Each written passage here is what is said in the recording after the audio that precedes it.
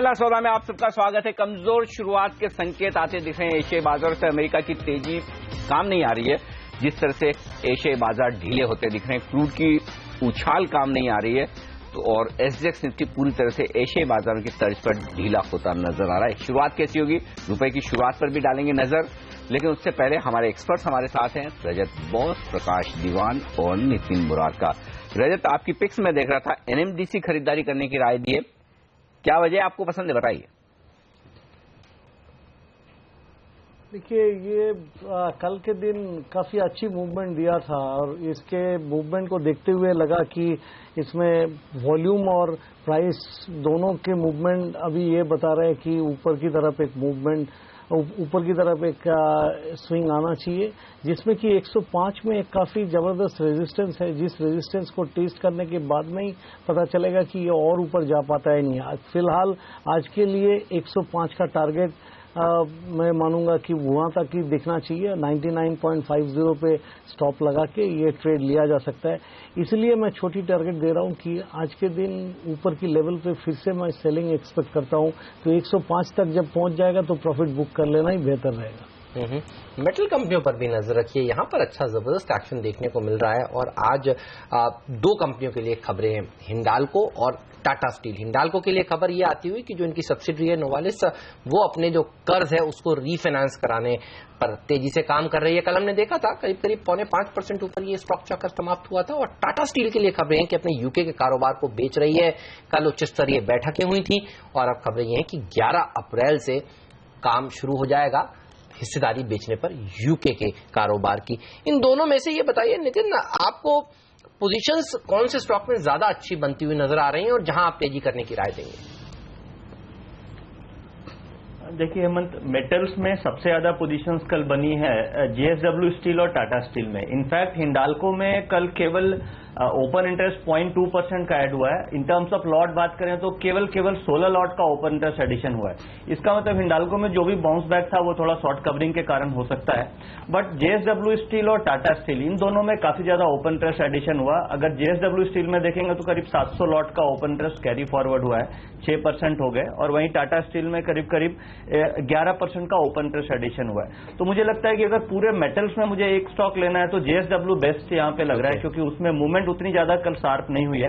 इसमें पॉसिबल है कि 1320-1330 तक की एक मूवमेंट मिल सकती है। ओके, 1320-1330 तक के लेवल्स यहां पर आते हुए दिख सकते हैं आपको। चलिए भारतीय बाजारों की शुरुआत करते हैं। प्री ओपनिंग सेशन में बता दूं आपको संकेत किस तरह के हैं। थोड़ी कमजोरी दिख रही है, एशियाई बाजार ऊपरी स्तरों से फिसलते हुए दिख रहे हैं। अमेरिका की तेजी के चलते हरे निशान में तो खुल गए लेकिन टिके नहीं है, ये थोड़ी सी चिंता की बात है। और इसी के दम पर एसजेएक्स निफ्टी जो 25 से 30 पॉइंट तक की मजबूती दिखा चुका था कल देर रात और आज सुबह, अब वो ढीला हो गया है, अब है 25 अंकों के आसपास का नुकसान। लेकिन नजर रखिएगा रुपए की ओपनिंग पर भी, कल हमने 66 रुपए 65 पैसे पर क्लोजिंग होती हुई देखी थी। करेंसी मार्केट भी थोड़ा थोड़ा कमजोर होना शुरू हो चुका है। तो आज देखते हैं एफआईएस की बिकवाली की वजह से क्या रुपया थोड़ा और कमजोर होता है या संभलता है। पहली टिक आपकी स्क्रीन पर सेंसेक्स और निफ्टी पर प्री ओपनिंग सेशन में 100 अंकों पर है सेंसेक्स, निफ्टी 12 अंक मजबूत क्यों है ये देख लेते हैं। बीपीसीएल 5% ऊपर, कोटक बैंक का 2% ऊपर, एक्सिस बैंक 3% ऊपर, ओएनजीसी। एक्सिस बैंक पर नजर रखिएगा, हालांकि चार्ट पर कमजोर दिख रहा है, वायदा कारोबार में कमजोरी की राय दी है हमारे दोनों एक्सपर्ट्स ने, लेकिन आज जेपी ग्रुप के हेडक्वार्टर का कब्जा लेने वाले हैं ये। पैसा नहीं मिला इन्हें, उसके चलते कंट्रोल में लेंगे, पोजीशन लेंगे इस प्रॉपर्टी का, तो इस स्टॉक पर नजर जरूर रखिएगा। रुपए की शुरुआत होती है, फिर से कमजोरी, 7 पैसे का नुकसान, 66-72 ये है लेवल इस वक्त करेंसी मार्केट का, तो वहां से संकेत ढीले है। ऐसे में नितिन ये बताएं, क्या मौका है आईटी शेयरों में पैसा लगाने का? कहीं कोई चार्ट पर मजबूती दिख रही है अब से लेकर खासतौर से इन्फोसिस के रिजल्ट तक, कहीं कोई एक पोजिशनल ट्रेड करना हो, क्या होगा?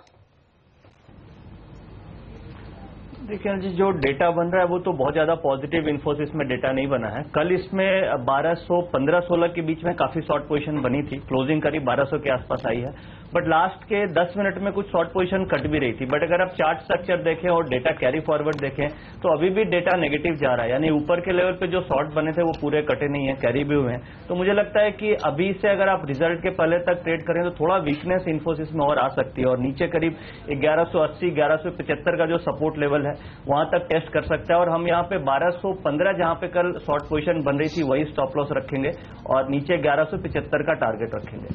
राइट, चलिए तो इन्फोसिस जिसके नतीजे अगले हफ्ते 15 तारीख को शुक्रवार को आने वाले हैं जब भारतीय बाजार बंद है, नजर रखिएगा इस स्टॉक पर। लेकिन और कहां पर आपको नजर रखनी चाहिए? ब्रोकरेज हाउसेज और खासतौर पर विदेशी ब्रोकरेज हाउसेज की नजर कहां पर है, ये बताती है नीति और हमारे साथ जुड़ चुकी है। नीति, बताइए यस बैंक और श्रीराम ट्रांसपोर्ट फाइनेंस पर रिपोर्ट्स क्या आ रही हैं? पॉजिटिव खबर आई है यस बैंक पर। जेपी मॉर्गन ओवरवेट का कॉल मेंटेन कर रहा है और टारगेट प्राइस इन्होंने बढ़ा दिया है। 800 रुपए का इनका टारगेट प्राइस था जिसको अभी बढ़ा के 925 का कर रहे हैं। दरअसल रिटेल का जो मोमेंटम है काफी ज्यादा स्ट्रांग है, आगे भी इनको उम्मीद है कि और सुधार होगा, इसलिए आपको निवेश करने की सलाह दे रहे हैं। 925 के लक्ष्य के लिए मौजूदा भाव से आपको 10% की एक ऊपरी लेवल आपको देखने को मिल सकता है यस बैंक पे।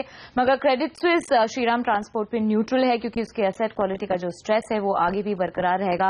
ऐसा मैनेजमेंट को खुद को लगता है कि काफी टाइम लगेगा अभी इंप्रूव होने में, इसलिए न्यूट्रल का रेट दे रहे हैं और टारगेट प्राइस 930 का दिया है इन्होंने। करंट मार्केट प्राइस के आसपास ही इनका ये जो लक्ष्य है। ओके, तो ये है इस वक्त 930 के लक्ष्य के साथ श्रीराम ट्रांसपोर्ट पर रिपोर्ट। लेकिन नीति ये बताएं कि सीएलएस ने युआन के डेप्रिसिएशन पर क्या रिपोर्ट दी है?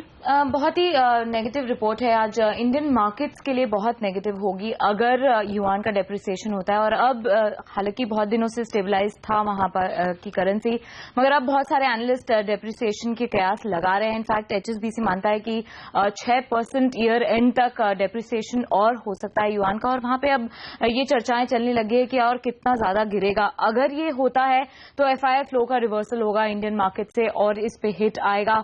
सबसे ज्यादा हिट 3 सेक्टर्स पे आएगा, बैंक, कैपिटल गुड्स और मेटल सेक्टर पर। और आईटी और फार्मा सेक्टर को हालांकि यहाँ पे फायदा होगा। टाटा मोटर्स वो एक ऐसा स्टॉक होगा जो कि करेंसी का वहां पे डेप्रिसिएशन होता है तो सबसे ज्यादा हिट आएगा क्योंकि 20% की उनकी वॉल्यूम ग्रोथ चाइना से आती है। यहाँ पे आप नजर रखिए। साथ साथ में इनका मानना है कि जो जितने भी कमोडिटी प्रोड्यूसर्स हैं, से फॉर एग्जांपल टाटा स्टील है या फिर वेदांता है, इनके लिए ये नेगेटिव होगा। भेल और एलएनटी जैसे जो इंपोर्टर्स हैं चाइना से, उनके लिए डायरेक्ट इम्पैक्ट आएगा। और क्योंकि मेटल स्पेस का बहुत ज्यादा एक्सपोजर बैंक का है, इसलिए इनडायरेक्ट इम्पैक्ट बैंकों पे भी आएगा। तो ओवरऑल इकोनॉमी के लिए या फिर हमारे भारतीय बाजारों के लिए स्टॉक स्पेसिफिक एक्शन अगर देखा जाए तो टाटा मोटर्स हिट होगा, बीएचईएल, एलएनटी पे हिट आएगा, टाटा स्टील और वेदांता पे हिट आएगा अगर युआन का डेप्रिसिएशन और होता है तो। इंटरेस्टिंग, युआन का डेप्रिसिएशन पूरी दुनिया पर भारी पड़ेगा, हमारे बाजारों पर भारी पड़ेगा और इन तमाम शेयरों पर भारी पड़ेगा। शुक्रिया नीति इस रिपोर्ट्स के लिए। तो देखेंगे कब होता है और कितना होता है, वो ज्यादा अहमियत रखेगा। फिलहाल देख लेते हैं आज आपके लिए ट्रेडिंग के मौके कहां बने हैं, तेजी या मंदी की तरफ, और कौन से हैं वो स्टॉक्स जो करेंगे आज के सेशन में कमाल। स्टॉक 2020 के टॉप 20 ट्रेडिंग आइडियाज आपके सामने।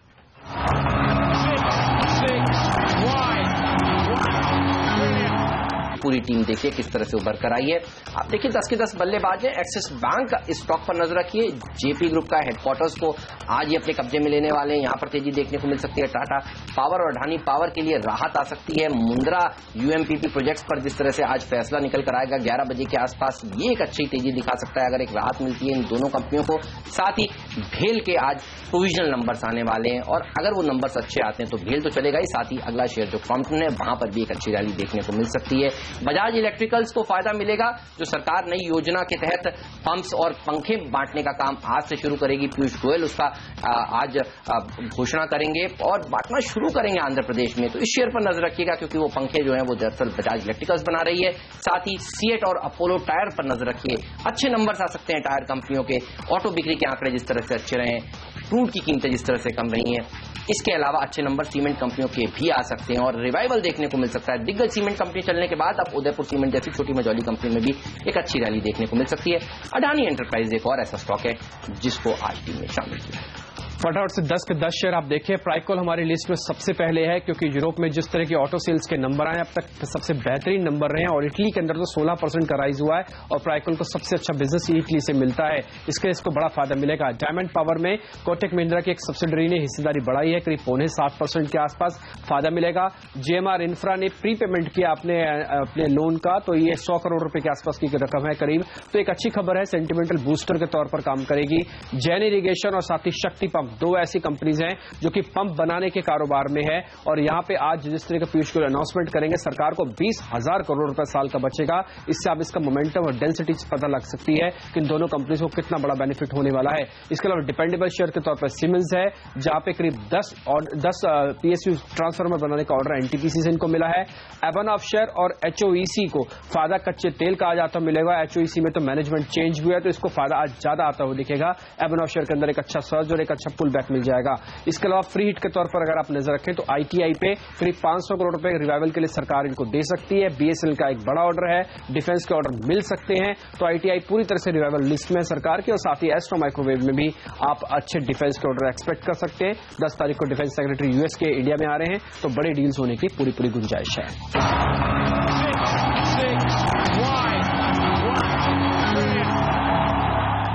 चलिए, तो ये वो 20 इंटरेस्टिंग स्टॉक आइडियाज हैं जिसमें आज आप इंट्राडे मुनाफा कमा सकते हैं। और अब आप देखिए एसजीएक्स निफ्टी जो संकेत दे रहा था कि थोड़ी कमजोरी के साथ शुरुआत होगी, उसके विपरीत सेंसेक्स तो सेंचुरी मारने के मूड में है और निफ्टी देखिए 16 अंक मजबूती के साथ खुलेगा। इस तरह के संकेत देखे जा रहे हैं। काफी सारी छोटी मझौली कंपनियां हैं जहां पर एक्शन भरपूर देखने को मिलेगा। एक स्पेस है जो पिछले कुछ दिनों से देखिए आउट परफॉर्मेंस दिखा रही है, वो सीमेंट स्पेस है और हमने देखा है एसीसी, अंबुजा, अल्ट्राटेक, इवन कल हमने देखा हेडलबर्ग, केशोराम, ये तमाम ऐसे स्टॉक्स हैं जो बेहतरीन प्रदर्शन दिखा रहे थे। एक्सपेक्टेशंस यहां पर भी यही की जा रही है कि अच्छे नंबर्स इस बार आएंगे। ये बताइए, नंबर से पहले वॉल्यूम ग्रोथ की एक्सपेक्टेशंस अच्छी हैं, हालांकि प्राइसिंग कमांड अभी भी इनके पास नहीं आ पाई है। क्या लगता है कि यहां से मोमेंटम और बढ़ सकता है प्रकाश, क्या और तेजी बन सकती है सीमेंट्स में?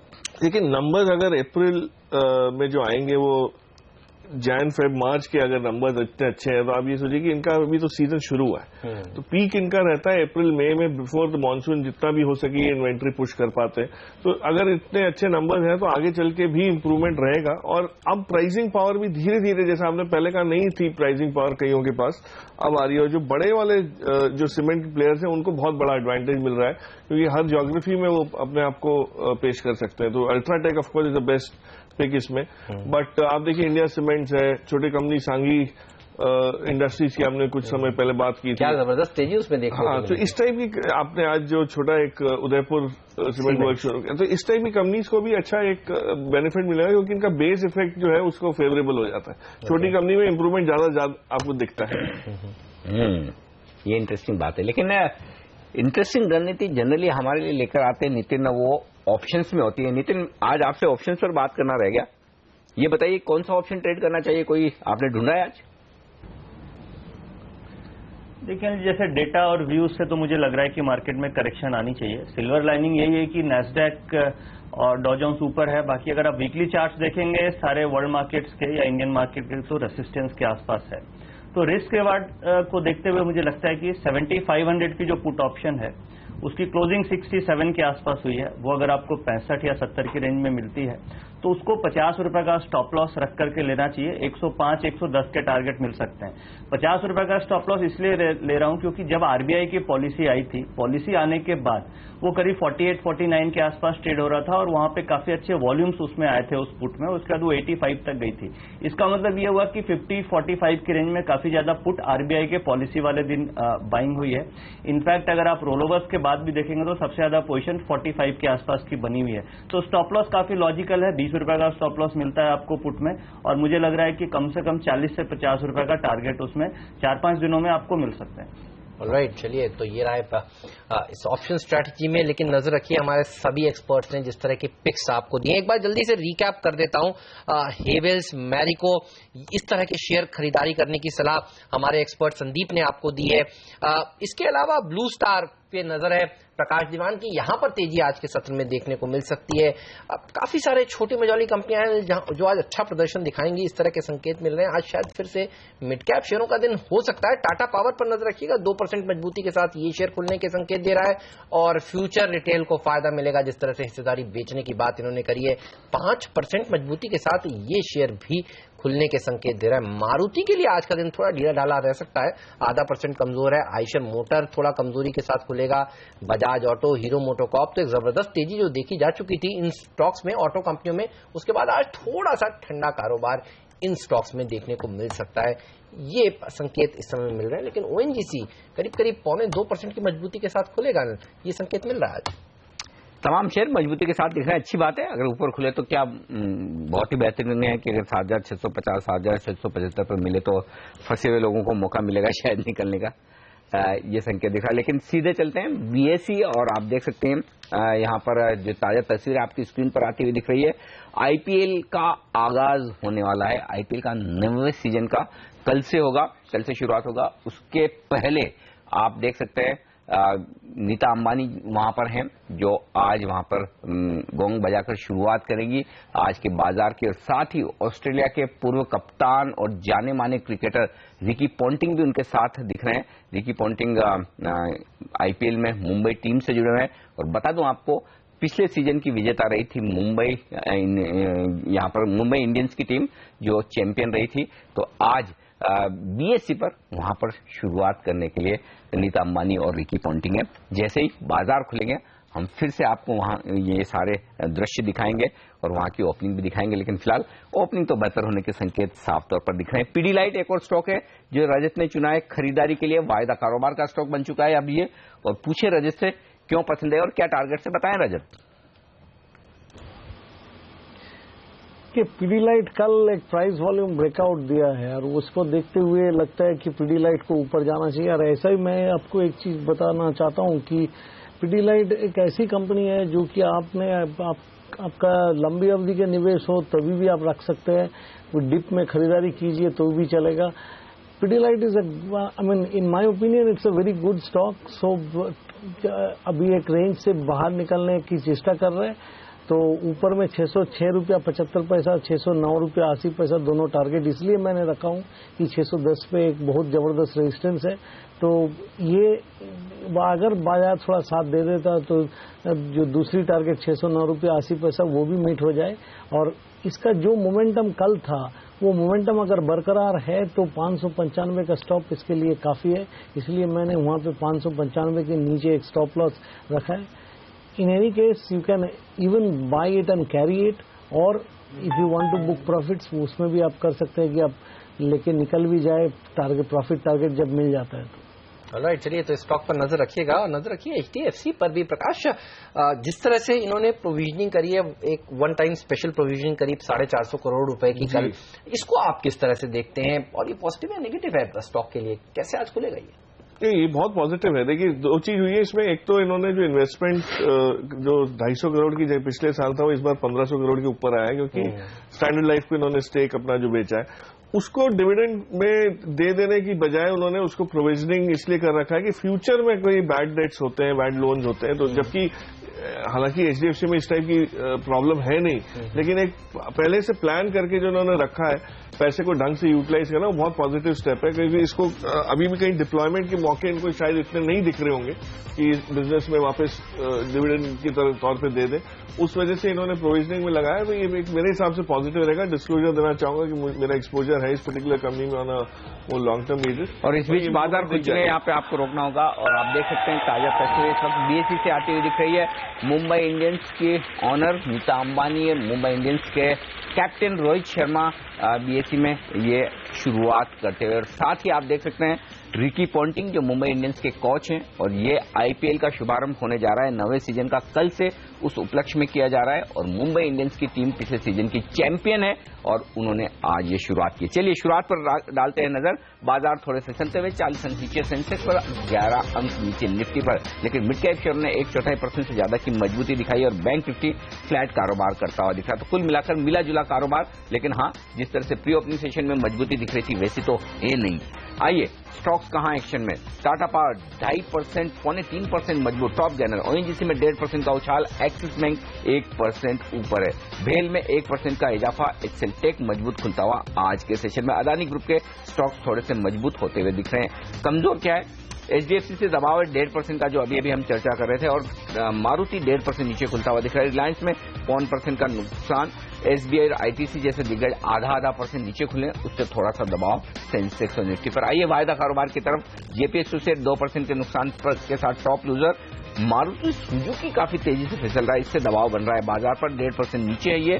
जेट एयरवेज क्रूड के दाम बढ़ने की वजह से कमजोर होता दिख रहा है। मजबूत क्या है वो देख लीजिए।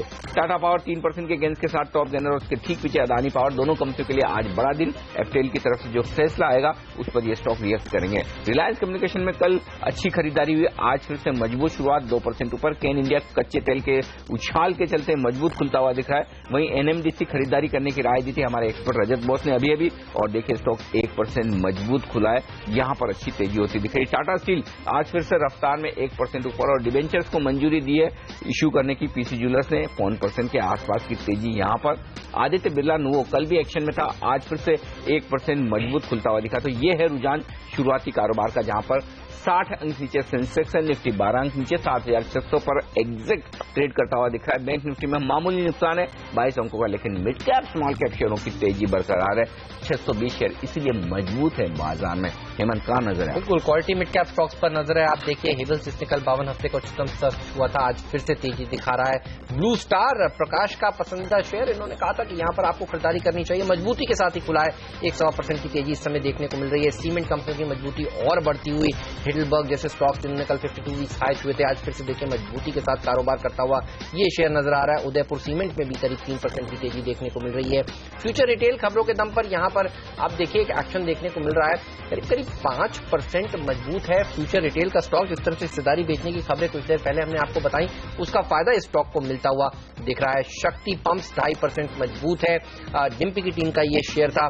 साथ ही अडानी ग्रुप के स्टॉक्स देखिए, न सिर्फ अडानी पावर, अडानी एंटरप्राइजेज में भी तेजी के साथ ही इस समय कारोबार होता हुआ आपको नजर आएगा। कमजोरी थोड़ी देखने को मिल रही है टाटा मोटर्स और उसके डीवीआर में, एलएनटी जैसे स्टॉक्स में, आरआईएल में, एसबीआई में, एचडीएफसी, आईसीआईसीआई बैंक में तो कुछ हैवी वेट्स हैं जो बाजार को आज नीचे खींचने का काम कर रहे हैं, जहां से थोड़ा प्रेशर आज के सत्र में देखने को मिल रहा है। जेपी एसोसिएट्स के लिए देखिए खराब खबर, इनका जो हेडक्वार्टर है वो अब इनसे छिन रहा है। एक्सिस येस बैंक के पास वो पहुंच रहा है। जेपी एसोसिएट्स में जहां कल अच्छी तेजी देखने को मिलती है, आज देखिए प्रेशर देखने को मिल रहा है। हालांकि येस बैंक 0.5% की मजबूती के साथ खुला है, लेकिन बड़ा हैवी वेट जो प्रेशर डाल रहा है वो एचडीएफसी है। अब आप देखिए 2% कमजोर है। कुछ ही देर में हम आपको दिखाएंगे कंट्रीब्यूटर्स, ये सबसे ज्यादा कंट्रीब्यूट कर रहा होगा निफ्टी को नीचे की तरफ आज के सत्र में खींचने के लिए। बिल्कुल, इसमें कोई डाउट नहीं। तो ये दिग्गज है, भारतीय एयरटेल दूसरा दिग्गज है, और एसबीआई, आईसीआईसीआई बैंक, आईटीसी जैसे और दिग्गज है जो दबाव बना रहे हैं। कमजोरी बढ़ती दिख रही है बाजार में इस वक्त। अब 85 अंक नीचे आपको नजर आएगा सेंसेक्स,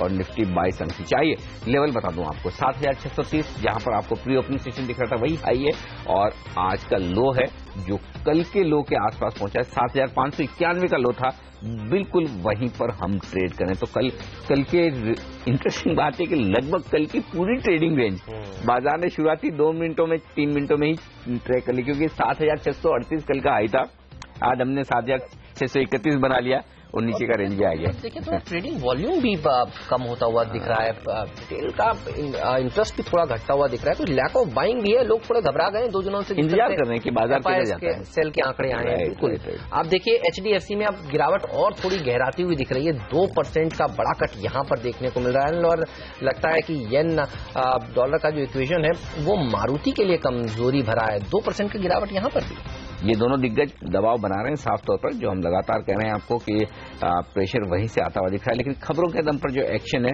वो कुछ एक स्टॉक्स आपके सामने रखे। चोलामंडलम इन्वेस्टमेंट, जहां पर इन्हें 200 करोड़, कुछ 212 करोड़ का एक टैक्स नोटिस मिला है वित्त वर्ष 2010 के लिए। स्टॉक पर 3% का नुकसान आज आपको दिखेगा। रिपो इंडिया मेरे ख्याल से आज 9वां या 10वां 9वां दिन रखिए, 9वां लगातार नीचे का सर्किट। आप देखिए 9 दिन का चार्ट देखिए, एकदम स्ट्रेस, वो सीढ़ियां होती है ना नीचे की तरफ जाने वाली, वैसी सीढ़ियां नजर आएगी। देखिए चार्ट आएगा अभी आपको रिको इंडिया। दिक्कत की बात है, लोग देखिए कितने कम वॉल्यूम पर यहाँ पर हर रोज बेचने की कोशिश करते हैं और बिक नहीं पाता है शेयर। जेपी ग्रुप के शेयर तमाम थोड़े दबाव में है। जेपी एसोसिएट, जेपी इंफ्रा में देख रहा हूँ नीचे की तरफ कारोबार करते हुए दिख रहे हैं, यहाँ पर दबाव है। भारत फोर्ज बिकवाली की राय दी थी संदीप फागले ने, नीचे ही खुला है। डायमंड पावर, ये स्टॉक देखिए 16% मजबूत है। कोटक महिंद्रा की सब्सिडरी कंपनी ने यहाँ पर एक लगभग 6.25% के आसपास की हिस्सेदारी खरीदी है। इस खबर के दम पर यहाँ पर बड़ा उछाल बना है। वॉल्यूम्स भी भारी भरकम है, देखिए 3.5 लाख शेयरों का कारोबार हो चुका है। ये स्टॉक एक्शन में जबरदस्त दिख रहा है। दूसरा GOL ऑफशोर, ये एक और स्टॉक है जहां पर जो इक्विटी को डेट को इक्विटी में कन्वर्ट किया गया है। SDR स्ट्रेटेजिक डेट रिस्ट्रक्चरिंग के चलते 74% इक्विटी कन्वर्ट हो गई, यानी कि अब बैंकर हो गए इनके प्रमोटर। और स्टॉक में देखिए 6% के आसपास का उछाल। फ्यूचर रिटेल की हमने बात की, 5% ऊपर रही। उदयपुर सीमेंट जो हेमंत ने फ्री हिट बल्लेबाज के तौर पर चुना था, ये स्टॉक मजबूत है 2.5% के आसपास। तो ये है इस वक्त का रुझान बाजार का। अब हमारे एक्सपर्ट हमारे साथ हैं, इनसे ली जाए राय। रजत बॉस और साथ ही नितिन मुरारका और प्रकाश दीवान। नितिन ये बताएं, 7,600 ये एग्जैक्ट लेवल है निफ्टी का इस वक्त कैश में, क्या ट्रेड करें? देखिए जी 7,617-18 फ्यूचर का लेवल है। यहाँ पे थोड़ा सा वेट करना चाहिए शॉर्ट करने के पहले, क्योंकि कल का जो लो है वो 7603 का है फ्यूचर पे। अगर वो लेवल टूट जाता है तो फिर शॉर्ट पोजीशन बनानी चाहिए। इनफैक्ट यहाँ पे बाइंग कम से कम रुकना चाहिए, क्योंकि ऊपर रेसिस्टेंस बहुत ज्यादा है। मुझे उम्मीद लग रही है कि नीचे के लेवल टूटेंगे। अगर आप इस लेवल पे भी शॉर्ट करते हैं तो आपको स्टॉप लॉस 7660 7670 फ्यूचर के हिसाब से मिलता है। ओवरऑल व्यू नेगेटिव है। अगर आप वो रिस्क ले सकते हैं तो 7660 का या 70 का स्टॉप लॉस रख के शॉर्ट पोजीशन बनाएं, या फिर अगर कल का लो टूटे तो वहां पे बनाएंगे तो आपको हो सकता है तुरंत सेलिंग देखने को मिल सकती है। और नीचे मुझे लग रहा है कि 7520 तक का टारगेट 2-3 दिनों में आना चाहिए। ओके, साथ ही आप देखिए जिस तरह से कच्चे तेल में उछाल देखने को मिला है, ब्रेंट क्रूड $40 के ऊपर कारोबार कर रहा है। केन जैसे शेयरों में तेजी देखने को मिल रही है, 2-2.25% मजबूत है वो। और ONGC भी देखिए 100% की तेजी दिखा रहा है। तो ये दो स्टॉक्स हैं और जिस पर नजर आपकी होनी चाहिए। जेट में थोड़ी सी कमजोरी देखने को मिल रही है आज के सत्र में, और नजर रहेगी अब भेल के ऊपर, और देखना होगा कि इसके नंबर्स कैसे आते हैं। जो प्रोविजनल आंकड़े ये आज पेश कर रहा है। बहरहाल भेल देखिए कल भी हमने देखा था करीब 1% मजबूत था, और आज देखिए 2.25% की मजबूती यहां पर देखने को मिल रही है। लेकिन किस तरह की पोजीशंस यहां पर भेल में आपको बनती दिख रही हैं, और कोई ट्रेड लेना चाहेंगे क्या आप इसमें नतीजों से पहले? देखिए मन, भेल में अगर आप ओपन इंटरेस्ट एडिशन देखेंगे तो करीब 3% का ओपन इंटरेस्ट एडिशन है। इन टर्म्स ऑफ लॉट करीब 350 लॉट का ओपन इंटरेस्ट कैरी फॉरवर्ड हुआ है। बट चार्ट स्ट्रक्चर में बहुत ज्यादा कुछ पॉजिटिव नहीं दिख रहा है। चार्ट बिल्कुल साइडवेज है, कोई ऐसा ब्रेकआउट भी नहीं है, कैश मार्केट में वॉल्यूम्स भी नहीं है। तो मुझे लगता है कि अगर ऑलरेडी बाय पोजीशन है तो बहुत छोटा स्टॉप लॉस रखना चाहिए। वो करीब 114 रुपये 50 पैसे का होगा, केवल 1 रुपया नीचे का, क्योंकि मुझे मार्केट लग रहा है कि नीचे आ जाएगी तो हो सकता है भेल अगर आप खरीद करेंगे तो उसमें नुकसान हो सकता है। तो इनफैक्ट अगर बेटर है कि इसको अवॉइड करें, और जहां पे वीकनेस लग रही है जैसे बैंकिंग स्टॉक्स हैं उसमें वीकनेस है, PSU है उसमें शॉर्ट पोजीशन बन रही है, तो वहां पे अगर आप शॉर्ट करके ट्रेड करेंगे तो हो सकता है प्रॉफिट आपको मिले। तो ये है राय इस वक्त भेल और इन तमाम शेयरों पर। लेकिन देखिए जिस तरह से ONGC कमजोर हुआ है ये थोड़ा सा सरप्राइजिंग है। यहाँ पर रिलायंस अब कमजोरी में आगे बढ़ता हुआ दिख रहा है, 2.25% के आसपास का नुकसान यहाँ पर दिख रहा है। ऑटो स्टॉक्स लगातार कमजोर हो रहे हैं। मारुति के अलावा हेमंत देखिए आइशर, हीरो, नुकसान दिख रहा है। येन जिस तरह से 17 महीने के हाई पर पहुंचा है डॉलर के मुकाबले, साफ तौर पर उसी का असर मारुति पर तो कम से कम देखने को मिल रहा है। प्रकाश कैसे रीड कर रहे हैं आप इसे? जब ऐसा होता है, येन मजबूत होता है, तब मारुति के लिए कम से कम खराब खबर आ जाती है। क्या आपको लगता है कि कमजोरी और बढ़ेगी, या आपको लगता है कि अच्छा मौका है, खरीदारी करनी चाहिए इसमें? फंडामेंटली मारुति का लॉन्ग टर्म फ्यूचर तो बहुत ब्राइट है, और खास करके हमने जो ये नए लॉन्चेस देखे हैं ये काफी पॉजिटिवली एक्सेप्ट हुए हैं मार्केट में, जो विटारा, ब्रेजा और बलेनो के। लेकिन जो चिंता की बात मारुति में ये है कि अभी जो FIs के जो पिछले 2 महीने में एग्जिट्स हुए हैं, और ये लास्ट चरण में हुए थे, जाते जाते इन्होंने जब मारुति बेच के गए हैं, उसके बाद अभी भी वैसी बाइंग वापस आई नहीं है। तो उस वजह से रुझान बड़ा नेगेटिव सा है या वीक सा है। जैसे ही अगर इसमें सेलिंग आती है, कोई नेगेटिव न्यूज आती है, तो ये अच्छी खासी मार इसमें पड़ सकती है। तो मेरे हिसाब से थोड़ा और इसमें नरमाश है, थोड़ी और दबाव रहेगा और नीचे के लेवल्स पे ये एक लॉन्ग टर्म के लिए एक्विजिशन बाद में बनता है, पर फिलहाल इसमें डेफिनेटली वीकनेस रहेगी तो बाइंग की रिकमेंडेशन नहीं दूंगा। रजत से पूछते हैं कि कौन से लेवल्स देखने को मिल सकते हैं नीचे में मारुति में। रजत, चार्ट देखकर बताइए कैसा लगता है मारुति आपको? देखिए, मारुति में आपका और आपकी सिस्टर चैनल में मैंने कुछ दिनों से सेल देके आ रहा हूँ। 3650 के ऊपर से सेलिंग इसलिए बताया कि ये अपना 13 डे मूविंग एवरेज को 18 मार्च से लेके जब टूटा था परसों के दिन, तब तक ऑलरेडी 7 टाइम्स टेस्ट कर चुके हैं। ढेर सारे दिग्गज कंपनी जो है निफ्टी के साथ साथ वो भी कुछ कंपनी ने अपना कुछ स्टॉक अपना 200 डे मूविंग एवरेज को टेस्ट किया, कुछ उसके आसपास पहुंचा निफ्टी की तरह और कुछ उसको क्रॉस करके ऊपर भी चल दिया। ये एक कंपनी है जो कि अपना 50 डे मूविंग एवरेज को भी क्रॉस नहीं कर पाया और इसमें इतनी नेगेटिव सिग्नल है कि ये नीचे अभी 3200 भी चला जाएगा तो कोई बड़ा बात नहीं होगा, क्योंकि इसका चाल जो बता रहे कि अगर वीकनेस बनेगा, एक है हाउसिंग फाइनेंस कंपनीज और एक ये मारुति, इसमें बहुत जबरदस्त रूप से नीचे जाने। I am quite in agreement with Prakash की इसका लॉन्ग टर्म प्रोस्पेक्ट अच्छा है, लेकिन फिलहाल इसमें खरीदारी ना करे तो बेहतर है, क्योंकि इसका संकेत काफी नेगेटिव है। ये 18 मार्च से लेकर आज तक जितना ट्रेडिंग हुआ है उसमें आप देख लीजिए, ब्लैक बॉडीज मतलब ऊपर खुलता है नीचे बंद करता है, और अभी जिस तरीके से नीचे जा रहा है ये बता रहा है कि इसमें पोजीशन बिल्डअप हो रहा है।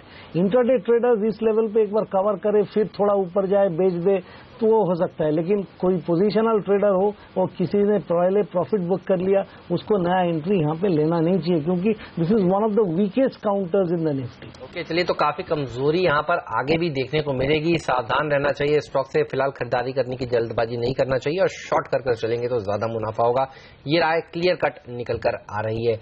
लेकिन आप देखिए एसआर या इंफ्रा का स्टॉक है, कल भी हमने देखा था 8-10% का मूव स्टॉक ने दिखाया था। जिस तरह से सीसी और कैबिनेट की बैठक का आउटकम पॉजिटिव आया, वायोम में जो हिस्सेदारी है उसको मंजूरी मिली है बेचने के लिए। कल 10% ऊपर था, आज भी 4% मजबूती के साथ ये शेयर ट्रेड करा। अच्छा प्रदर्शन 2 दिनों में इस शेयर ने दिखाया है।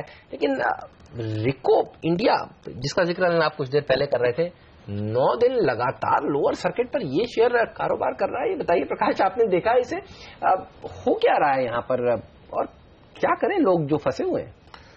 इसमें जो जब से जेड कैटेगरी में डला है उसके बाद तो 2% का जो सर्किट है उससे तो और भी मुश्किलें बढ़ गई हैं लोगों की। लेकिन एक जो सिल्वर लाइनिंग मुझे इसमें अभी भी दिखती है वो ये है कि झगड़ा इंटरनल ऑडिटर्स का और कंपनी का जो है वो, बट मार्केट के साथ इसका कोई लेना देना नहीं है। कस्टमर्स के साथ कोई डिसअपॉइंटमेंट मुझे नहीं समझ आया अभी तक। और जो 70% 65% शायद जापानीज कंपनी की ओनरशिप है, उसको लेके कहीं ना कहीं एक थोड़ा सा होप रहता है कि शायद जरूरत पड़ी तो रिकैपिटलाइज होने की या कुछ तो कंपनी कर पाएगी और इम्प्रूवमेंट कर पाएंगे। अब वो कब होगा कैसे होगा ये मुश्किल, इसलिए कि क्या प्रॉब्लम है ये भी नहीं समझ अभी तक आया है। तो लोग पैनिक में एग्जिट कर रहे हैं, बट मेरे हिसाब से इतना पैनिक नहीं करना चाहिए, उल्टा कंपनी को थोड़ा सा वेट करके सुनना चाहिए कि उसका क्या सोल्यूशन निकालते हैं। बिल्कुल बेहतरीन कंपनी थी। और आप देखिए, हम देखते हैं हर फाइनेंशियल ईयर में एक ऐसी कंपनी जरूर होती है ऑटो एंसिलरी की जहां से काफी खराब खबरें आती हैं, लोग फंस जाते हैं। और रिको इंडिया में इसी तरह का एक्शन में देखने को मिल रहा है। जेड कैटेगरी में आ गया है ये शेयर, जैसा कि प्रकाश आपको बता रहे हैं। 25-30% की गिरावट भी यहां पर देखी जा चुकी है। अगर एक लंबा चार्ट देखेंगे तो समझ में आएगा। चार्ट पे ये साफ दिख रहा है कि अगर एक हफ्ते का चार्ट देखेंगे तो आपको सीढ़ियों से नीचे उतरना है, और 2 हफ्ते का भी है नहीं, 2 हफ्तों का चार्ट वो फिसल पट्टी वाला एकदम बिल्कुल एकदम स्लोप है। आप 2 हफ्तों का चार्ट दिखाइए जरा तो अंदाज लगेगा कि एक साल में सर 65% गिरा है। हाँ, तो मतलब इसका मतलब एक चीज क्लियर है। देखिए, मार्केट कुछ न कुछ इंडिकेशन तो आपको जरूर देता है। 1 महीने में 45%, कुछ तो है दिक्कत, तभी किसी लेवल पर रुक नहीं रहा है स्टॉक का। 65% 6 महीने में तो समझ लिया। अब क्लेरिफिकेशन आए तो ज्यादा बढ़िया है, लेकिन कंपनी दिक्कत वही है, क्लैरिफिकेशन कंपनी की तरफ से अब तक कुछ नहीं आ रहा है और वो बाजार सुनना चाहता है। हमने देखा इनके जो सीईओ हुए उन्होंने भी इस्तीफा दिया, तो अभी भी स्पष्टीकरण का इंतजार है। और आप देखिए काफी दबाव इस स्टॉक में देखने को मिल रहा है। बहरहाल रुक करते हैं दूसरी खबरों पे, दूसरे शेयरों पर। इस स्टॉक में तो गिरावट हावी है। आप देखिए अडानी पावर, टाटा पावर अभी भी करीब 3% मजबूती के साथ ट्रेड कर रहे हैं। रजत, अगर आपको एक लॉन्ग साइड का ट्रेड लेना हो इन दोनों स्टॉक्स में तो चार्ट ज्यादा मजबूत किसके दिखते हैं आपको? अदानी पावर का चार्ट काफी अच्छा है। अदानी पावर आप उसमें से खरीदारी कर सकते हैं। मुझको जहां तक समझ में आ रहा है कि अदानी पावर में अगर आप कोई ट्रेड लेंगे तो वो it can't be a short term trade. I mean आपको जब भी ट्रेड लेंगे थोड़ा सा मध्यम अवधि का नजरिया लेके लीजिए, तो 45 से लेके 50 का जो पड़ा हुआ है वो पार करने के बाद में अदानी में मूवमेंट ऊपर की तरफ हो सकता है। उसमें 62 से 65 तक जाने की एक फॉर्मेशन ये पे बन रहा है। ये ऐसी फॉर्मेशन है, इसमें आपको टाइम लगेगा, लेकिन इतना कहा जा सकता है कि ऊपर की तरफ जाने की प्रोबेबिलिटी काफी ज्यादा हो जाता है। तो I would prefer Adani power. Adani power ज्यादा बढ़िया है और जाहिर सी बात है कि आज दोनों ही पावर स्टॉक्स दमदार प्रदर्शन कर रहे हैं। लेकिन नितिन, मैं वायदा कारोबार में देख रहा हूं जिन स्टॉक्स में आज अच्छे ओपन इंटरेस्ट के साथ पोजीशंस बनती दिख रही है उनमें हेवल्स है, जो सुबह सुबह संदीप वागले हमारे यहाँ रिकमेंड भी करके गए हैं। 0.1% स्टॉक ऊपर है, ओपन इंटरेस्ट में लगभग 1 लाख शेयर नए जुड़ गए हैं। क्या मौका बनता है तेजी करने का यहाँ पर? कल भी भागा था स्टॉक, आज भी मजबूत है। लेकिन जी कल इसमें इंट्राडे में काफी पोजीशन बनी थी और उसके बाद क्लोजिंग 1 घंटे में पोजीशंस कटी भी थी, बट इनफैक्ट काफी ओपन इंटरेस्ट कैरी हुआ था, करीब 350 लॉट का। और इसमें स्टडी अगर एक्सपायरी के बाद से देखेंगे तो रेगुलर पोजीशन बिल्डअप हो रही है। अगर आप हेवेल्स को देखते हैं तो जितने भी एफएनओ में लिस्टेड स्टॉक्स हैं उसमें से हेवेल्स ऐसा स्टॉक है जिसमें सबसे ज्यादा ओपन इंटरेस्ट एक्सपायरी के बाद ऐड हुआ है। कुल मिला के करीब 51% ओपन इंटरेस्ट का एडिशन है हेवेल्स में, तो काफी पोजीशन नीचे के लेवल पे बनी है। तो उसके कारण आप देख रहे हैं कि रेगुलर स्टडी अप मूव आपको मिल रहा है। ऊपर हो सकता है ये स्टॉक 340 345 की तरफ जा सकता है। यहाँ पे हमें स्टॉप लॉस काफी स्ट्रिक्ट 325 के आसपास का रखना चाहिए और 340 345 का टारगेट हो सकता है। ओके, तो ये है राय। इस वक्त हेवल्स के स्टॉक पर अच्छी पोजीशंस बनती हुई नजर आई है। लेकिन एक और स्टॉक औरोबिंदो फार्मा निफ्टी में आने के बाद से इस स्टॉक में थोड़ा एक्शन बढ़ता हुआ दिखा है। यहां पर कोई मौका है ट्रेडिंग करने के लिए आज से? नितिन ये बताएं, और अगर है तो फिर क्या तेजी की तरफ या शॉर्ट किया जाए?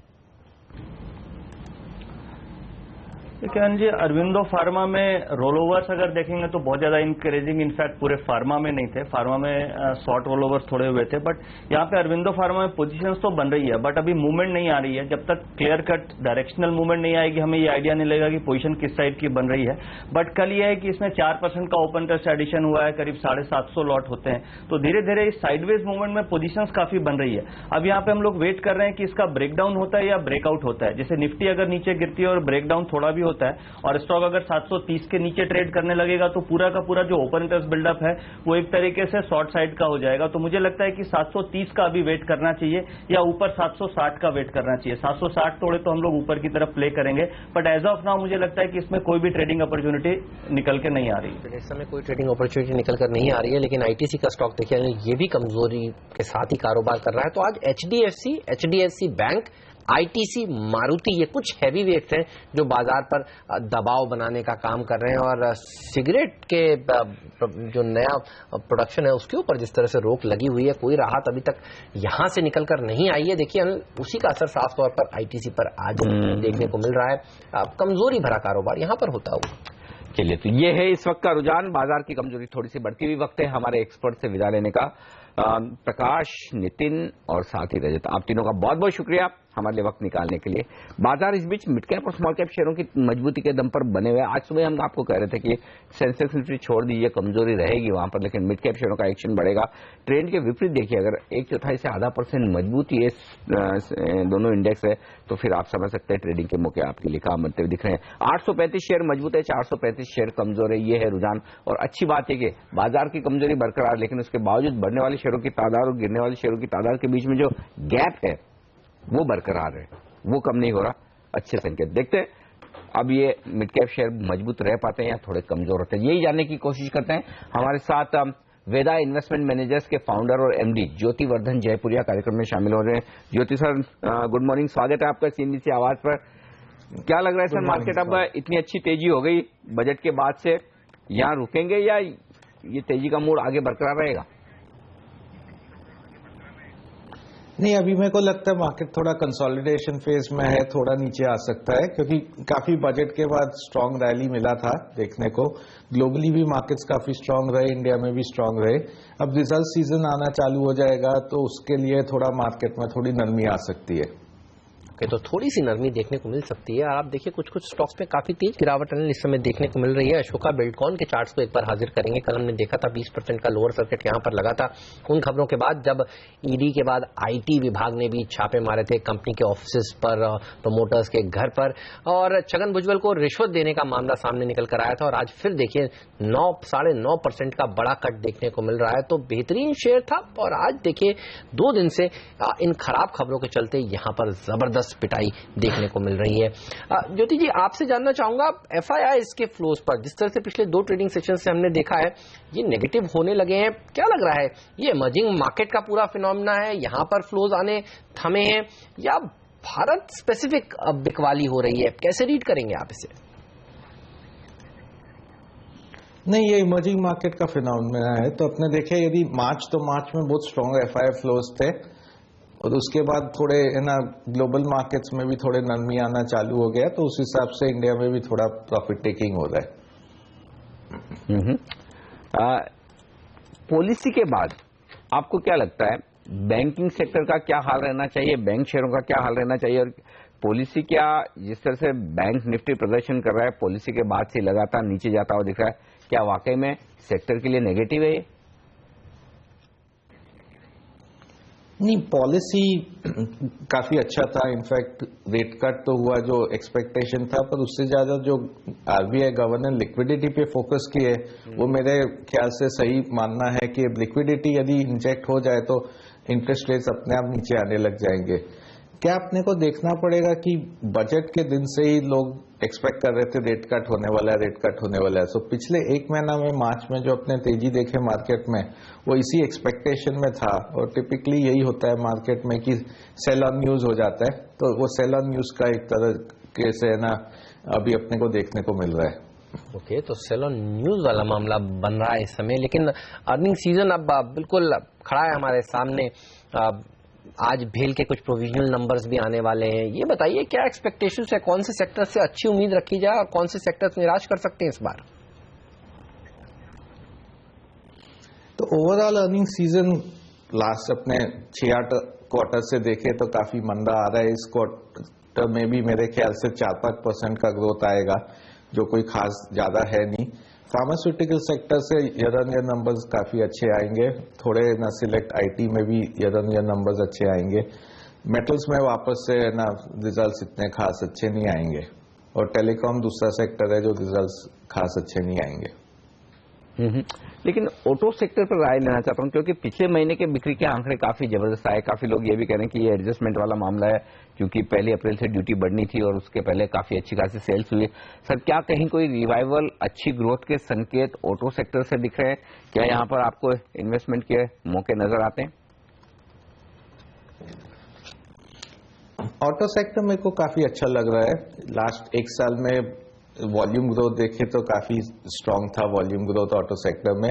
आगे भी जाए तो 2-3 चीज है। एक तो जो पे कमीशन है उसके कारण डिमांड बढ़ना चाहिए। दूसरा है इंटरेस्ट रेट जो घट रहा है, ब्याज के दाम जो घट रहे हैं उसके कारण डिमांड बढ़ना चाहिए। और तीसरा जो 2 व्हीलर्स है और ट्रैक्टर्स है, यदि मानसून के रिवाइवल इस बार हो जाता है, 2 बार मानसून काफी खराब रहे तो इस बार उम्मीद है कि मानसून अच्छा होएगा, तो उसके कारण 2 व्हीलर्स और ट्रैक्टर्स में भी डिमांड इंक्रीज आ सकता है। तो ऑटो सेक्टर इस प्राइस पे अच्छे दिख रहे हैं। और ऑयल मार्केटिंग कंपनियों पर आपका क्या व्यू बन रहा है? हम देख रहे हैं सरकार यहाँ पर एक के बाद एक कदम उठा रही है ऑयल मार्केटिंग कंपनियों के लिए। कल हमने देखा कैबिनेट और सीसीए ने मंजूरी दी है एक नए तरह के पॉलिसी को, जिसके तहत ये भी अब प्राइवेट कंपनियों के साथ compete कर पाएंगी कच्चे तेल को इंपोर्ट करने के लिए। क्या एक्सपेक्टेशंस है इस बार आपकी अर्निंग से? ऑयल मार्केटिंग कंपनियों के नंबर्स कैसे हो सकते हैं? ऑयल मार्केटिंग कंपनीज के नंबर अच्छे आएंगे, क्योंकि है ना उनको जो मार्जिन मिल रहा है वो काफी स्ट्रांग मार्जिन है। और दूसरा जो पॉजिटिव पॉइंट है, 2 दिन पहले डीजल और पेट्रोल के दाम इन लोग बढ़ाए, और एकदम इलेक्शन की ईव पे बढ़ाए, तो ये बहुत अच्छा संकेत है कि अब है ना गवर्नमेंट उनको फ्री हैंड देते जा रहा है प्राइस इंक्रीज करने को, प्राइस घटाने को। जैसे भी है ना ग्लोबल मार्केट चेंज होंगे, प्राइस ऊपर नीचे होते रहेगा। तो इलेक्शन के बावजूद ये प्राइस इंक्रीज कर दिए तो वो बहुत पॉजिटिव संकेत है इनके लिए। तो ये पॉजिटिव संकेत जरूर है, लेकिन एफएमसीजी शेयर अब एक्शन में रहना शुरू होंगे, क्योंकि उम्मीद ये है कि मॉनसून लगातार तीसरे साल शायद खराब न हो।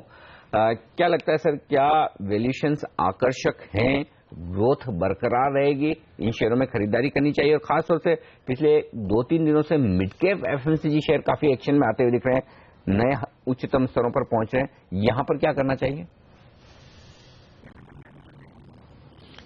इसमें थोड़ा सिलेक्टिव रहना चाहिए, क्योंकि कई शेयर्स के वैल्यूएशंस अभी भी महंगे हैं, तो सस्ते शेयर नहीं है। इसमें डिमांड इंक्रीज आएगा तो डिमांड अपने को देखेंगे कि डिमांड बढ़ेगा, क्योंकि मॉनसून यदि इंक्रीज होएगा तो वैल्यूएशन पे ध्यान देना चाहिए। जो सस्ते शेयर है वही लेने चाहिए, क्योंकि कई शेयर्स काफी महंगे हैं इस सेक्टर में। राइट, चलिए, तो वैल्यूएशंस काफी इंपॉर्टेंट होंगे शेयर सिलेक्शन में। शुक्रिया सर आपका समय निकालने के लिए, सीएनबीसी आवाज पर आकर इन तमाम सेक्टर्स पर अपनी राय हमसे शेयर करने के लिए। और बाजार के एक और दिग्गज हमारे साथ जुड़ चुके हैं, एम्बिट इन्वेस्टमेंट एडवाइजरी के एमडी वैभव सांघवी। लेकिन उनसे पूछने से पहले बाजार काफी तेजी से फिसलते हुए दिख रहे हैं। 185 अंक नीचे हो चुका है, 7,560 पर निफ्टी आ चुका है। 0.5% का नुकसान सेंसेक्स और निफ्टी में दिख रहा है। बैंक निफ्टी 15,500 के बेहद अहम लेवल की तरफ बढ़ता हुआ दिख रहा है। तो तेज गिरावट होती दिख रही है बाजार में। Mid cap small cap share अब लाल निशान में आ चुके हैं, हरे निशान से फिसल चुके हैं। लेकिन एक स्टॉक जहां पर मुझे एक्शन दिख रहा है वो आपके सामने लाना चाहता हूं, किर्लोस्कर ब्रदर्स। यहां पर बड़ा ट्रेड होता हुआ दिख रहा है, लगभग 0.5% हिस्सेदारी किर्लोस्कर ब्रदर्स की बदलती हुई दिखी है। और ये एक्शन हुआ है कौन से एक्सचेंज पे वो बता दूं, एनएससी पर। एनएससी पर बड़ा वॉल्यूम होता हुआ दिखा है किर्लोस्कर ब्रदर्स का, 124 रुपए 10 पैसे और 5 लाख शेयरों का कारोबार किर्लोस्कर ब्रदर्स में हुआ है। तो यहां पर वॉल्यूम के दम पर थोड़ा एक्शन जरूर दिख रहा है, तो ये स्टॉक थोड़ा एक्शन में। बिल्कुल, लेकिन एक बार जल्दी से देख लेते हैं कंट्रीब्यूटर्स की लिस्ट, कौन से स्टॉक्स हैं सबसे ज्यादा कंट्रीब्यूट कर रहे हैं इस फॉल में। एचडीएफसी बैंक, ये दो ट्विंस हैं जहां से सबसे ज्यादा गिरावट आपको देखने को मिलेगी। और उसके बाद आईटीसी भी आप देखिए इतनी ही गिरावट दिखा रहा है। तो बैंकिंग शेयर कमजोरी के साथ प्रदर्शन दिखा रहे हैं आज। आईटीसी में जो अभी भी देखिए वहां पर सिगरेट का कारोबार बंद है, प्लांट्स बंद हैं, कोई राहत अब तक 4 दिन हो गए, कोई राहत नहीं मिली है सरकार की तरफ से। उस जो पिक्टोरल वार्निंग की बात उन्होंने की थी, ये तमाम खबरें हैं जो आज खराब असर डाल रही है। मारुति सुजुकी एक और ऐसा स्टॉक जो 2.5% कमजोर है, अब करीब करीब 200 अंक नीचे सेंसेक्स पहुंच गया है। एक बार एशियाई बाजारों का भी रुख कर लेते हैं, वहां पर भी हमने देखा था कमजोरी देखने को मिली थी। सुबह सुबह खुले तो मजबूत थे, लेकिन उसके बाद देखिए थोड़े से ढीले पड़ते हुए दिखे थे एशियाई बाजार। हालांकि जापान का बाजार अभी हरे निशान में कारोबार कर रहा है, लेकिन कोई रनअवे रैली नहीं है, मुश्किल से हरे निशान में टिका हुआ है। शंघाई और हांगकांग के मार्केट्स में थोड़ी सी कमजोरी देखने को मिल रही है। चलिए फिर पूछते हैं वैभव से ही कि वो कैसे अप्रोच करेंगे भारतीय बाजारों को आज। हाय वैभव, गुड मॉर्निंग। पिछले 2 दिनों से मूड थोड़ा खराब करने का काम किया है एफआईएस के आंकड़ों ने, और एफएनओ में भी वो बिकवाली कर रहे थे। कैसे देख रहे हैं आप इनफ्लोज को? इनफ्लोज आई थिंक थोड़े पॉज हो रहे हैं, खास करके ईटीएफ्स और पैसिव फ्लोज के कारण। हमने देखा कि लास्ट पूरे मार्च में जितने भी फ्लोज आए हैं, ज्यादातर फ्लो आए हैं प्योर ईटीएफ्स के माध्यम से जी। और इधर हम थोड़े रुकावट देख रहे हैं। हालांकि ये भी इतना कॉम्प्लिकेटेड हो रहा है कि इन द सेंस दैट कि इनिशियल फ्लो डॉलर वीकनेस से आई थी, लेकिन आप अभी देखें तो डॉलर फर्दर वीकन हो रहा है, लेकिन फ्लो स्टॉप हो रहे हैं। सो यही कहीं 1 के वैल्यूएशन थोड़े एक्सपेंसिव हो रहे हैं, 2 कंसोलिडेशन का माहौल है, और 3 एक एंटिसिपेशन है कि ग्लोबल ग्रोथ काफी हद से वीक हो रहे हैं। और आपने देखा कि आईएमएफ के चेयरपर्सन ने भी कहा है लास्ट वीक में कि there are worries on global growth, और उसी के कारण हम देख रहे हैं थोड़ी वीकनेस चालू है। तो कुल मिलाकर मैं आपको समअप करूं तो ये कि इस वक्त तेजी करने का कोई रीजन नहीं दिख रहा। Reason in the sense that हम पर्सपेक्टिव में देखेंगे ऑलरेडी नीचे से 12% ऊपर आए हैं अप्रॉक्सीमेटली, और हालांकि आफ्टर 12% इंक्रीज ऑल्सो हम इकोनॉमिक नंबर्स में कोई चेंज या बदलाव नहीं देख रहे हैं। ये एक सेंटिमेंटल रिवाइवल हुआ है। हाँ, अगर इफ द रैली सपोर्टेड, अगर रैली सपोर्ट हो रही है, इकोनॉमिक नंबर्स चेंज होते हुए दिख रहे हैं ग्लोबल कॉन्टेक्स्ट में, तो हम देख सकते हैं कि ये रैली गोइंग फॉरवर्ड कंटिन्यू हो सकती है। But we will wait for जो नंबर्स आने हैं, नंबर्स आएंगे और उसके बाद हम कॉल लेंगे, बट टिल देन कंसोलिडेशन का माहौल तो है। तो कंसोलिडेशन का फेस जारी रहेगा। और आप देखिए इस समय दिन में हम पहली बार देख रहे हैं जब गिरने वाले शेयरों की संख्या थोड़ी ज्यादा होती हुई नजर आ रही है। एडवांस डिक्लाइन रेशियो देखिए अब गिरने वाले शेयरों के फेवर में पहुंच गया है। हालांकि बहुत ज्यादा गिरावट नहीं है, लेकिन फिर भी आप देखिए पहली बार ये क्रॉस होता हुआ दिख रहा है।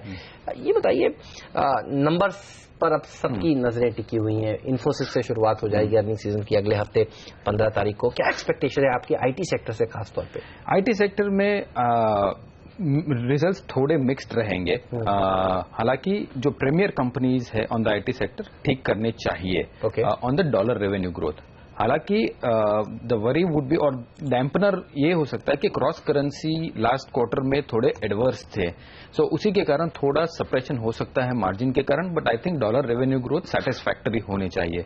Usually last quarter of a financial year थोड़े वीक होते हैं numbers, but given on the base effect और गिवन चेन्नई फ्लड्स का इफेक्ट के कारण, आई थिंक बेस इफेक्ट के कारण हम इस टाइम अच्छे नंबर्स ला सकते हैं एज कम्पेयर्ड YOY और क्वार्टर ऑन क्वार्टर के हिसाब से। बट ध्यान रखना चाहिए क्रॉस करेंसी के कारण थोड़े मार्जिन हिट हो सकते हैं। और यही करेंसी के इफेक्ट आपको मारुति में भी दिख रहे हैं सर, और क्या वहां पर फिर इन्वेस्टर्स को थोड़ी सावधानी रखनी चाहिए? अपने हायर लेवल से 1000 रुपए स्टॉक नीचे आ गया है। What has happened specially in this case is आपने I think this phenomenon started in January end, जब हमने देखा कि finance minister Kuroda of Japan ने नेगेटिव इंटरेस्ट रेट पॉलिसी में बदलाव लाया। उसी के बाद आपने देखे हैं कि येन 122 से डिक्रीज होके अभी 110 भी तोड़ के 109 के आसपास चल रहा है। Maruti is always affected by yen movements, और थोड़े मार्जिन्स में उसमें इम्पैक्ट आ सकता है। येन मजबूत हो तो मारुति के लिए खराब है, सीधा सीधा। यस। सेकेंड हम देख रहे हैं कि लोअर सेगमेंट में या काफी सेगमेंट्स में इंक्रीज कंपटीशन आ रही है मारुति के हर एक मॉडल्स में। सो और वैल्यूएशंस भी इतने कोई चीप नहीं है, because it has rallied quite a bit, और वैल्यूएशन थोड़े एक्सपेंसिव दिख रहे हैं, और ओनरशिप भी काफी है इसमें। तो आई थिंक ये कुल मिला के ये सब सारे फैक्टर्स के कारण थोड़ा अंडर परफॉर्म कर रहा है। हमें लगता है at present in auto segment हम 4 व्हीलर से ज्यादा 2 व्हीलर्स पे कॉन्सेंट्रेट कर रहे हैं, और हमारी बात भी लास्ट टाइम भी हुई थी कि 2 व्हीलर्स इज समथिंग हमें पसंद है, और हमारा फोकस 2 व्हीलर्स पे रहेगा। बिल्कुल। तो साफ तौर पर मैं एक रिपोर्ट देख रहा था कि 10% अगर येन एप्रिशिएट होता है तो 2% मार्जिन हिट होते हैं मारुति के साफ तौर पर, और वही देखिए आज भी प्ले नजर हो रहा है। लेकिन एक स्टॉक जो काफी, एक सेक्टर जो काफी अंडर ओन था, आपने ओवर ओन स्टॉक की बात तो करी मारुति की, वो है सीमेंट स्पेस। आप देखिए लेकिन क्या जबरदस्त रैली इसमें देखने को मिली है। क्या लगता है इसके नंबर्स अच्छे आ सकते हैं इस बार? नंबर्स क्वार्टर के तो मुझे नहीं मालूम कि इतने अच्छे आएंगे। देयर इज अ पॉसिबिलिटी कि क्वार्टर्स के नंबर इतने अच्छे नहीं आएंगे। हाउएवर स्ट्रीट फैक्टरिंग ये कर रहा है कि गोइंग फॉरवर्ड नेक्स्ट ईयर में एक कंसोलिडेशन हो रहा है सीमेंट इंडस्ट्री में, 2 प्राइस बढ़ोतरी चालू हो गई है, 3 continuous focus on infrastructure, housing, including roads by government, वो बहुत ही पॉजिटिव है सीमेंट सेक्टर के लिए। और last but not the least, वो जो MMT जो भी एक्ट है उसमें बदलाव किया है for transferring of mines, is a very positive step. So ये सभी के रीजन के कारण आई थिंक सेक्टर में काफी इंटरेस्ट आया है, एंड हमें लगता है कि इसमें इंटरेस्ट कंटिन्यूड रहेगा। हालांकि नीचे के लेवल से 15 से 20% ऊपर आए हैं। I would wait for some consolidation और price decrease to again enter into the sector. Okay. और इस बीच इन्फोसिस ये एक स्टॉक है जहां पर आप नजर बना कर रखिए। इन्फोसिस में BSE पर देखिएगा बड़ा भारी भरकम कारोबार होता हुआ दिख रहा है, वॉल्यूम्स बढ़ते हुए नजर आ रहे हैं। इनफैक्ट BSE और NSE दोनों ही एक्सचेंज पर काफी कारोबार होता हुआ दिख रहा है, हालांकि ज्यादा कारोबार BSE पर होता हुआ नजर आ रहा है। बता दो आपको किस तरह का कारोबार हो रहा है। 1164 से लेकर 1192 रुपए की रेंज में काफी वॉल्यूम्स होते हुए दिखे हैं, और कितने वॉल्यूम्स हुए हैं ये मैं कोशिश करता हूं कैलकुलेट करने की। 7 लाख 4 लाख 11 लाख, मतलब भारी भरकम वॉल्यूम है। तो 56 लाख शेयरों से ज्यादा का वॉल्यूम दोनों एक्सचेंज पर मिलाकर जो कारोबार हुआ है, मैं आपके सामने रख दूं, यहाँ पर भारी भरकम वॉल्यूम के साथ ही स्टॉक बढ़ा। 56 लाख शेयरों का तो कारोबार हो गया है एनएससी पर, और बीएससी पर हुआ है 4 लाख शेयरों का कारोबार। तो भारी भरकम वॉल्यूम। और इंटरेस्टिंग बात है कि हर एक रेंज में कारोबार हुआ है, ये इंटरेस्टिंग है, नीचे से लेकर। इसका मतलब साफ है कि आज जो 1164 का लो बनाया हुआ है बीएससी पर, वहां पर भारी भरकम वॉल्यूम हुआ है, और हायर साइड पर जो वॉल्यूम हुए हैं वो हुए हैं 1192 रुपए पर। तो नीचे के लेवल पर वॉल्यूम होकर अब स्टॉक ऊपर की तरफ जाता हुआ दिख रहा है। तो इन्फोसिस के शेयर पर नजर रखिए। और 4.5% इक्विटी ने पूरा हाथ बदले, अगर आप इसे परसेंटेज टर्म्स में कैलकुलेट करें। एक और स्टॉक हेमंत जो मुझे दिख रहा है एक्शन में, वो है डॉक्टर लाल पैथलैब। यहां पर भी 0.12% हिस्सेदारी बदलती हुई दिखी है डॉक्टर लाल पैथलैब की, और ये हुई है एनएससी पर। 1 लाख शेयर्स का कारोबार। इसकी इक्विटी थोड़ी छोटी है शायद, लेकिन ऊंची प्राइस का स्टॉक है। 993 रुपए पर यह कारोबार हुआ है 1 लाख शेयरों का। लेकिन इन्फोसिस के ये बड़े ब्लॉक्स वाकई में मायने रखते हैं, और वो भी खासतौर से 15 तारीख को जो नतीजे आने हैं उससे पहले स्टॉक अपने लाइफ टाइम हाई के आसपास ट्रेड करता हुआ दिखा है। वैभव, क्या राय रखते हैं आप इन्फोसिस पर? क्या उम्मीद है नतीजों से इस बार? जिस तरह से स्टॉक से परफॉर्मेंस तो काफी जबरदस्त है। एक्सपेक्टेशंस तो काफी अच्छे हैं कि नतीजे अच्छे आने चाहिए, और इक्वली इम्पोर्टेंट स्ट्रीट का फोकस रहेगा नेक्स्ट ईयर गाइडेंस का, बिकॉज आप देखेंगे ये रिजल्ट के साथ उन लोग जनरली डिक्लेयर करेंगे नेक्स्ट ईयर के गाइडेंस कैसे रहेंगे in terms of the growth. So पूरे पैक में the street is very positive on Infosys as compare to other names. But as I said, ये क्वार्टर के रिजल्ट्स में इतना नहीं दिखेगा। ह्यूज फोकस इन्वेस्टर और निवेशकों भी, आपके रिटेल ट्रेडर्स जो भी है, वो गाइडेंस पे रखें तो बेहतर रहेगा। चलिए, तो गाइडेंस पर सबकी नजर रहेगी। आज का दिन मिला लें तो 5 ट्रेडिंग सेशन ही बचते हैं। इसके नतीजे आने के लिए 15 तारीख को जब भारतीय बाजार बंद होंगे तब इसके नंबर्स आएंगे। लेकिन अब देखिए, एक सेक्टर जिसने काफी खराब प्रदर्शन दिखाया है, और ये भी ओवर ओन्ड सेक्टर था, वो है फार्मा सेक्टर। आज अच्छी रिलीफ रैली यहां पर देखने को मिल रही है। आप देखिए, बायोकॉन, डॉक्टर रेड्डी, कमजोर बाजार में जनरली अच्छा प्रदर्शन दिखा देते हैं ये शेयर। डिवीज, ल्यूपिन, ये सब मजबूती के साथ ट्रेड कर रहे हैं। वो खाट देखिए 1.25% मजबूत है। जनता फार्मा देखिए 1.5% मजबूत है। तो फार्मा शेयरों में आज थोड़ी बढ़त देखने को मिल रही है। कैसे रह सकते हैं इस सेक्टर के नंबर, सब जानना चाहते हैं। सेक्टर के नंबर्स इस क्वार्टर में हमें लगता है ईयर ऑन ईयर ग्रोथ अच्छा नंबर्स आएंगे। हावेवर हम ये भी देख सकते हैं कि ये बढ़ोतरी हुई है क्योंकि इन लास्ट 15-20 डेज अगर आप देखें तो काफी पिट चुके हैं। खास करके जो 483s आए हैं, या वार्निंग लेटर्स की बात करें, जो एक डर बना हुआ है ये सेक्टर पे कि रेगुलेटरी ओवरहैंग कभी भी आ सकता है इसमें। सो हमने देखा कि वैल्यूएशन इसके कारण काफी डिक्रीज भी हुए हैं। सो पॉसिबली है कि इन एंटिसिपेशन के ये क्वार्टर में रिजल्ट्स अच्छे रहेंगे, और कि काफी नीचे आए हैं और वैल्यूएशन थोड़े अट्रैक्टिव दिख रहे हैं लोअर लेवल्स पे। इस हिसाब से हम थोड़ा मोमेंटम देख सकते हैं। बट अगर आप मुझे पूछे कि लॉन्गर टर्म के लिए क्या व्यू है, तो ये सेक्टर में एक्सट्रीमली स्टॉक स्पेसिफिक होना चाहिए rather than having the same pain to throughout दो सेक्टर टाइप्स। राइट। लेकिन एक और सेक्टर, पावर सेक्टर, जो आज एक्शन में रह सकता है, जो आज बड़ा दिन है इनके लिए, एप्टेल में अदानी पावर और टाटा पावर के यूएमपीपी मुंद्रा वाले, उस पर फैसला आना है टैरिफ रिवीजन को लेकर। कैसे देखते हैं आप इस इवेंट को, इसके डेवलपमेंट को, और क्या असर इन कंपनियों पर पड़ सकता है? काफी बड़ा असर पड़ेगा डेफिनेटली इसका आउटकम के कारण ऑन द पावर सेक्टर। हालांकि ये एक वन टाइम इवेंट रहेगा, but going forward on a longer term basis हमारा पावर सेक्टर पे एज ए मैन्युफैक्चरर हमारा व्यू इतना पॉजिटिव नहीं है। प्योरली बिकॉज हम देख रहे हैं काफी फोकस रिन्यूएबल्स पे जा रहा है, सब टैरिफ्स नीचे आ रहे हैं, और एसईबी जो कॉम्पिटिटिव फाइनेंशियल गुड स्ट्रेंथ में would be in far better position to negotiate, renegotiate the agreement. साथ में कोल प्राइस भी कंटिन्यूसली नीचे आ रहे हैं। सो हमें नहीं लगता है कि पावर प्राइसेस गोइंग फॉरवर्ड में जोर से बढ़ोतरी आएगी। आई थिंक वो कंटेन्ड रहेंगे, और उसकी प्रॉफिटेबिलिटी भी कंटेन्ड रहेगी और चेक में रहेगी। ओके, तो ये है राय इन तमाम शेयरों पर। वैभव जी, बहुत बहुत शुक्रिया आपका कि एनबीसी आवाज के लिए आज वक्त निकालकर तमाम सेक्टर्स पर अपनी राय हमारे साथ शेयर करने के लिए। मजबूत शुरुआत के बाद फिसलते हुए बाजार 7,550 को अब तक होल्ड किया है। देखना होगा आगे किस तरह का कारोबार होता है, लेकिन बिकवाली का दबाव गहराता हुआ। पहला सुना है आज के लिए इतना ही, लेकिन आप बने रहिए सिंबीसी आवाज के साथ। ब्रेक के बाद आशीष वर्मा हमारे साथ जुड़ेंगे जो लेकर आएंगे कमोडिटी बाजार की ओपनिंग। हमें दीजिए इजाजत, नमस्कार।